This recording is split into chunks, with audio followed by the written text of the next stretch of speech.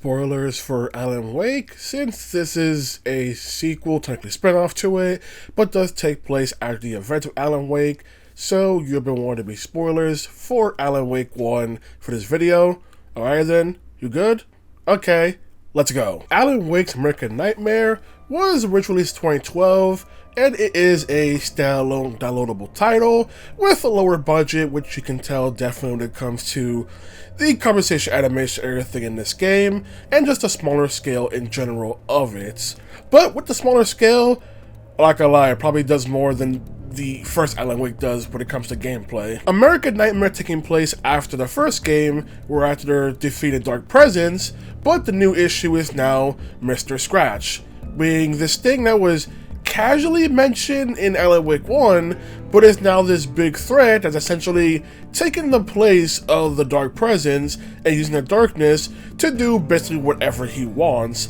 And since he has the exact appearance of Alan Wake, people in this world pretty much are confused when they see the real Alan, confusing him at first for Mr. Scratch.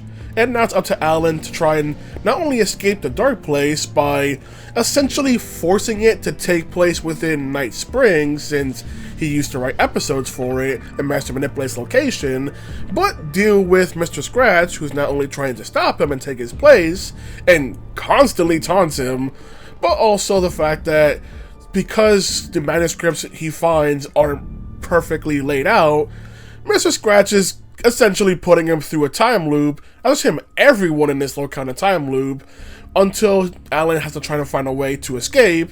And I do like the fact that everyone knows a time loop, not just Alan. The major cutscenes in this game are instead told via live action scenes, which do look pretty nice, like the style they look, and also like how when it comes to Abstraction Mr. Scratch, most of them are done with Alan Wake, the in-game character, looking at the TV with Mr. Scratch play like the live action actor, and that does a very good job at juxtaposing the positions the two are in, where Mr. Scratch can just do whatever he wants currently in the real world, while Alan is still technically stuck within the dark place, but he's in this weird place where technically the two worlds are overlapping for a bit, hence why he's able to force the locale to be in a Night Spring episode. Despite the manuscript still being important to the main story, with there being segments where the player has to recreate what a manuscript says,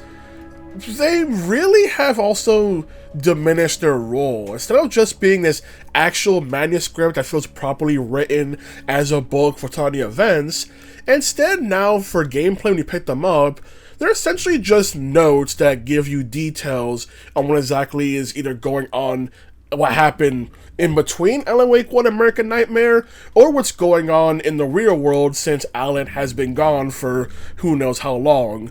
So they completely lost their entire quirk of being an actual book manuscript, and are essentially just the kind of notes you would find in any other horror game really, which is a bit disappointing, especially since there's, like I said, so many of them here. But instead, the more you collect, the more special weapons you have access to, so you aren't suffice to still collect them. And because of the fact that there's not much in the way of main cutscenes for the story, it does mean the manuscripts are there to take its place to explain a lot of the details when it comes to what exactly is Mr. Scratch and everything. Like I said, the first game brought it up, but only as like a passing footnote rather than anything substantial. You do also still have the radios, which now tell you what's going on when it comes to Barry and the old gods of Asgard, and like the first game, the radios are still entertaining and I will stand there and watch it. And you also have the TVs, like I mentioned, which show Mr. Scratch taunting you.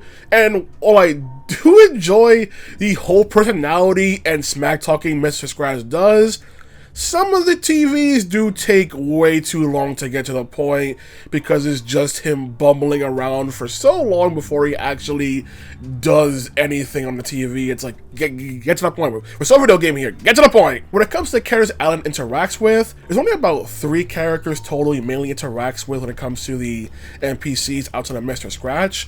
But the fact that he has a time loop means that they managed to do cool stuff to interactions, and how they first interact with Alan can differ greatly from how they later interact with him and trying to help him with his goal, which I feel very much makes up for the fact that, sure, there's small amount of characters, but they managed to do well enough with them thanks to the time loop premise of this game's narrative. So I do like the character interactions, even if most of them are optional, because you only need to have the basic conversation with them, but you can stand around and have longer conversations if you choose to do so. And some even ask you if you can further explain stuff, but you can just go, nope, gotta go, got something to do. Overall, I do like the narrative Alan Wake American Nightmare.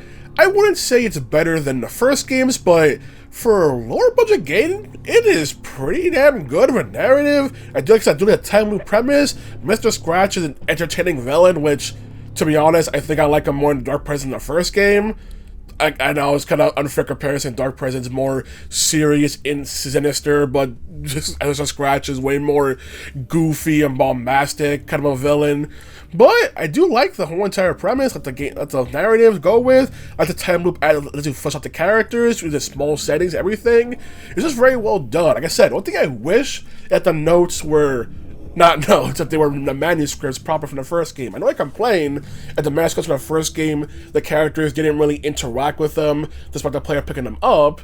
Well, here, they are used for puzzle segments that Cauldron puzzles is still being generous, but they do have a segment where Alan is acknowledging and reading the manuscript in order to figure out what to do next, which I do like that whole entire aspect of everything. Also, the fact that we have Alan Wake 1, this main story kind of type beat, American Nightmare is essentially treated as like a straight-to-TV movie kind of comparison when it comes to comparing the scale and how this is a smaller scale spin-off, and they're still keeping the whole entire TV theming done, which is pretty cool way when it starts out. You see a TV every night spring kind of thing. Now for the gameplay.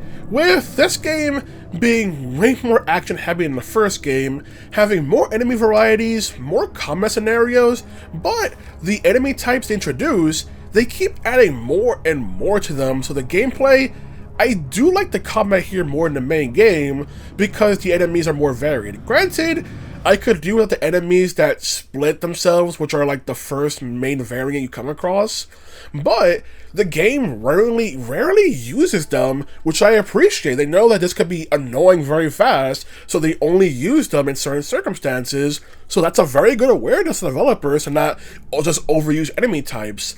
But some of the ones I could do without, or the spiders that jump around, I could really do without that. The slow-mo and the spider, you didn't need all of that. I'm just saying, you didn't need all of that. And speaking of which, the slow motion obsession is still here in full force, and it still is there to just look cinematic because the slow-mo does not help the player. But when it comes to combat scenarios, the enemies are more varied, and they keep adding in new types as you go through the time loop.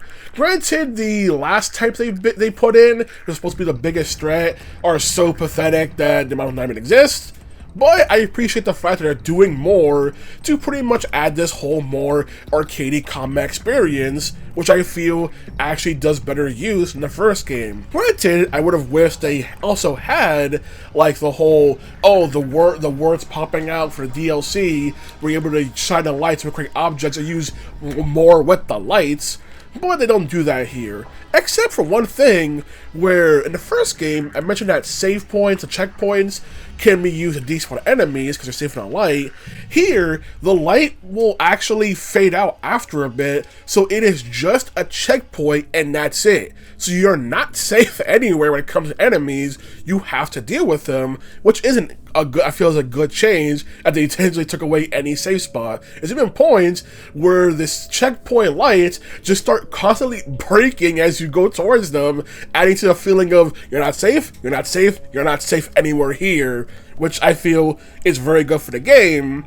except for the part where the enemies are piss easy to take out because of the amount of ammo they give. Like I said, it's more arcadey, so it gives you plenty of ammo to refill and plenty of weapon types. So it's more about having fun being arcadey game than it is a game trying to spook you or anything. But like I said, I felt the trade-off here works to make the gameplay more interesting. You also have changes to the combat where the flashlight is now way more efficient and refills pretty damn fast to the point where you don't really need to even add more batteries despite the game giving you so many batteries and everything. Like, it refills so fast on its own, enemies get exposed to the light way faster and everything. Although now this little hip fire thing could do in the first game where you could just casually hold the flashlight and it will still expose them at a slower rate. You can't do that anymore. You need to specifically aim the flashlight at them now. But with how quicker it is, I feel that's not an issue whatsoever. So the flashlight is way more effective here, along with just taking them out with bullets and everything. So that's all it kind of changes. The dodge, I feel, is probably more reliable for last second dodges. But like I said, it would have worked for it is that if you're gonna try to be cinematic, you would have actually had the freaking like a counter thing when it came to perfect dodges. Like, oh, and I get to immediately aim your gun and shoot at them, or immediately expose them kind of thing. But no, the cinematic dodge is still there for it to be cinematic and nothing else. Also, interesting, they don't give you the flare gun for a while. They keep giving you flare gun ammo, but it's like they're teasing you like, oh, you want the flare gun? You want the flare gun? You can't have it yet. Oh, you want the flare gun? You want the flare gun? Same thing with also the flash grenades. That, once again, these things would be so plentiful in the first game. Now they're like, nah, we're saving it for a special moment kind of thing. So it's like, give me the stuff. There is also a semi-open road-ish kind of thing with the gameplay, which I know is something that the first game was originally planned to do, but scrapped to be more linear. But here you do have the mini-map, which does show you stuff like, hey, here's the important story stuff, here's the manuscripts you can go find, here's the ammo refill, and then locales are just way more open compared to the first game. Granted, it makes me wish to get a vehicle now, but no. And also the fact that, despite being more open, sure it makes the locales more bigger, but there's not a whole lot to really do in them until the game gives you a reason to go there, which the time loops do have, where the objectives change. You gotta go to different parts of the map, or looking for the manuscripts. Like I mentioned, there's many of them, and you can unlock more weapons with the manuscripts, but unless the game really gives you a direction to go to a locale, I don't really see anyone actively exploring the place on their own, because there's not really much of a reason to do. So like I said, the only thing you find is manuscripts, which you'll find many of them just going on the story path, and that's about it. And like I said, you need a lot in order to even open the boxes.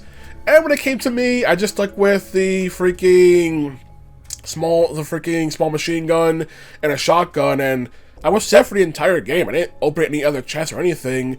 I just needed weapons and there's refill everywhere because arcade style, so it's not going for a survival mode kind of thing. I just had so much ammo that I could just kill everything just fine without much issue. The only thing I would wish for the gameplay is, one, the puzzles actually had more going on. Like I said, they don't really do much with the puzzles because despite having it a puzzle segment, it's the answer is not only blatantly told to you what you're supposed to do, but also the fact when it comes to recreating the stuff for the manuscripts, you can just immediately walk towards the object and immediately just interact with it twice and boom, you get it right. There's not really much to do with them, which does make sense as you're going to be repeating them for the time loop, so they want it to be easier, so that way you don't feel annoyed during the time loop. And the time loops do also help by adding new objectives or new things that you're doing. I don't see complaints for this game, the time loop is bad, but no, they added variety to the time loop, everything, and variety to the gameplay. They feel that time loop isn't even an issue and actually works with this game and benefits its small scale by adding these new objectives each time loop. Overall, I like the gameplay American Nightmare more than the main game. Granted, you could argue that it loses the horror atmosphere the first game had, although when it makes up for it in just being a more entertaining game to play, and the way the enemies shift, when they have new varieties, is still keeping with the horror theming of Alan Wake. It just doesn't have the more dark atmosphere, everything, And I say, the take in the first game do visually look way better, but here they're more interesting enemies to go against, especially how they adapted the birds as well to being a proper enemy type, rather than how more annoying they were in the first game. As for the story, I enjoy the story of Mr. Scratch, the villain, but the first game's narrative is better, I'd to say overall, with the variety of characters, everything, and them going on through the whole entire journey, as opposed to here where the characters you meet are good thanks to the time loop giving them more screen time, and I do enjoy Mr. Scratch, but I just enjoy characters like Barry more in the first game, you know? Even though you can hear him on the radio, I just enjoy his interactions with Alan way more in the first game, and those characters that Alan bounces off with. While here, the characters have to pretty much go, who are you? Are you that other guy that did bad stuff? And then eventually start to warm up and understand him. But like I said, the gameplay here, like I'm more in the first game. The narrative, the first game wins out.